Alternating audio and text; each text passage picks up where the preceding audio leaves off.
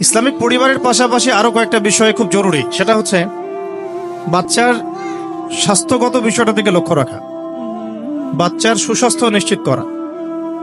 আমরা এই বিষয়টাতে এত বেশি গাফেল যে আমরা আমাদের বাচ্চাদের হাতে এখন কিছু বিষ উঠাই দিচ্ছি খাবারের মাধ্যমে, এবং এই খাবারগুলো তারা মোটামুটি 10-15 বছর ধরে খাচ্ছে। পরবর্তীতে দেখা যায় এমন কোনো অসুস্থতায় তারা পড়ে যান যে ওখান থেকে রিকভার করা সম্ভব হয় না।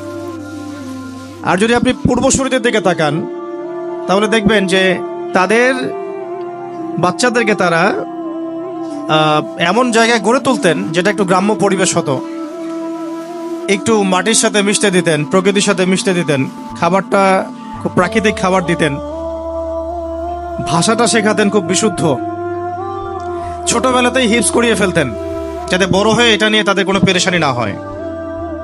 17-18 বছর হতে হতে